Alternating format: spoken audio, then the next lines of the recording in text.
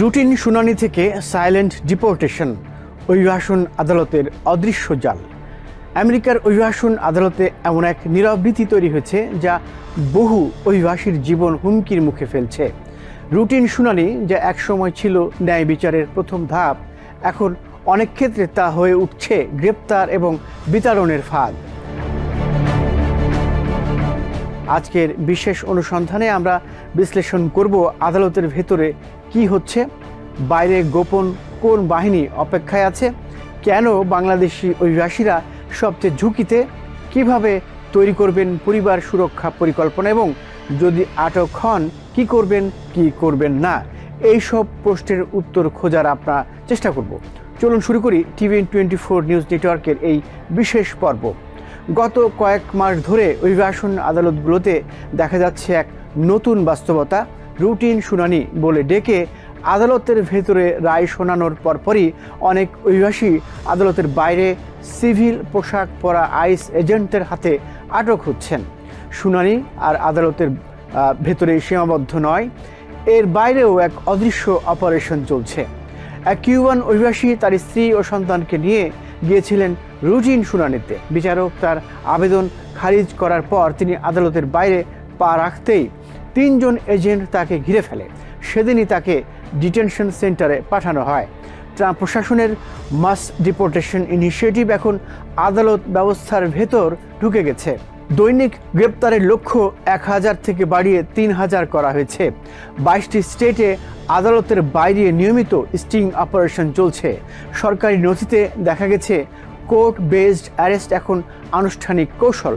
বিভিন্ন গণমাধ্যমে উঠে এসেছে অভিবাসন আদালতের স্বাধীনতা 20 বছরের মধ্যে সবচেয়ে খারাপ অবস্থায়।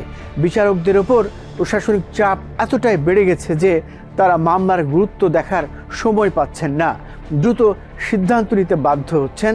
বাংলাদেশি অভিবাসীরা সবচেয়ে ঝুঁকিতে আছেন, কারণ এই কমিউনিটির বেশিরভাগ মানুষই ভাবছেন আইন মেনে শুনানিতে গেলে সমস্যা হয় না, কিন্তু এখন সেই ধারণাই ভুল প্রমাণিত হচ্ছে। অনেকে ভুয়া লোকজনের কথা শুনে ভুল কাগজপত্র জমা দেন, ফলে তাদের কেস আরও দুর্বল হয়ে পড়ে। শুনানির দিনে কী ধরনের প্রস্তুতি আপনি নেবেন এ বিষয়ে বিস্তারিত জানা দরকার। আমরা ধাপে ধাপে সেগুলো জেনে নেব। আপনার ইমিগ্রেশন বা ক্রিমিনাল হিয়ারিং এর দিন একেবারেই একা যাবেন না। সম্ভব হলে বিশ্বস্ত একজন বন্ধু, সহকর্মী বা প্রতিবেশীকে সঙ্গে নিয়ে যান। ওই বন্ধু যেন জানে আপনি কোন কোর্টে যাচ্ছেন, শুনানির সময় কতটা হতে পারে এবং প্রয়োজনে আইনজীবীর সঙ্গে যোগাযোগ কিভাবে করবে। পরিবারের সদস্যরা ব্যাকআপ হিসেবে বাড়িতে সতর্ক অবস্থায় থাকবেন, যেন শুনানিতে কিছু আকস্মিক ঘটে গেলে তারা দ্রুত ব্যবস্থা নিতে পারেন। ইমার্জেন্সি ফ্যামিলি প্ল্যান থাকতে হবে।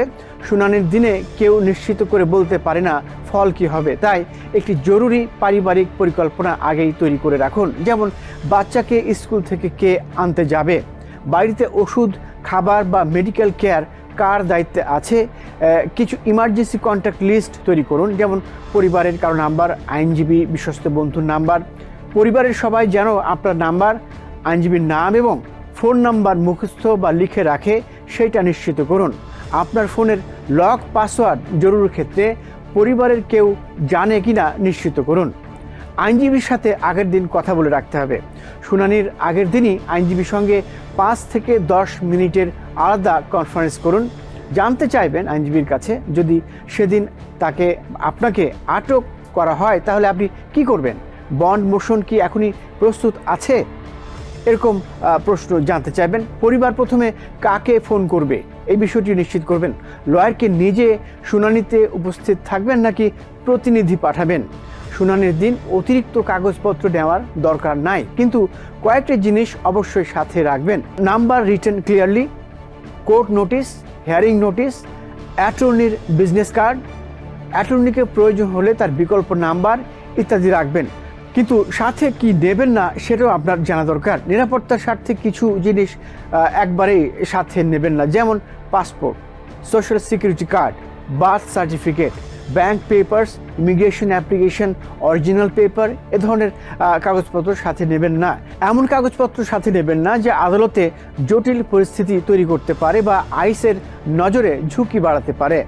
যদি আপনাকে কোর্ট থেকে আটক করা হয় তাহলে দুটি কথা মুখস্থ বলবেন: I want to speak to my attorney, I do not consent to any interview. এই দুটি কথার একটিও বেশি কথা বলবেন না। কোনো প্রশ্নের উত্তর দেওয়ার আইনগত বাধ্যবাধকতা নেই আপনার। পরিবারের দায়িত্ব হচ্ছে জরুরি ভিত্তিতে আইনজীবী ফোন করা এবং প্রয়োজনে বন্ড মোশন শুরু করার বিষয়টি নিশ্চিত করা। সবসময় মনে রাখবেন, বন্ড হিয়ারিং চাইতে হবে। আটক হওয়া মানে মামলা শেষ হয়ে গেছে তা নয়। ভয় পাবেন না, আপনার আইনি অধিকার আছে। শুনানি এখন আর ঝুঁকিমুক্ত বিষয় নয়, প্রস্তুত থাকায় একমাত্র সুরক্ষা। TVN24 নিউজ নেটওয়ার্কের এই বিশেষ পর্বের লক্ষ্য হচ্ছে আপনাদের আরও সচেতন এবং প্রস্তুত করা। শুনানির দিনে ঝুঁকি কমাতে আগে থেকেই আইনজীবীর সঙ্গে কথা বলুন, পরিবারের জন্য বিকল্প পরিকল্পনা তৈরি করুন এবং নিজের অধিকার সম্পর্কে আত্মবিশ্বাসী থাকুন। নিউ ইয়র্ক থেকে সম্প্রচারিত TVN24 টেলিভিশন বিশ্বজুড়ে বাঙালির কণ্ঠস্বর।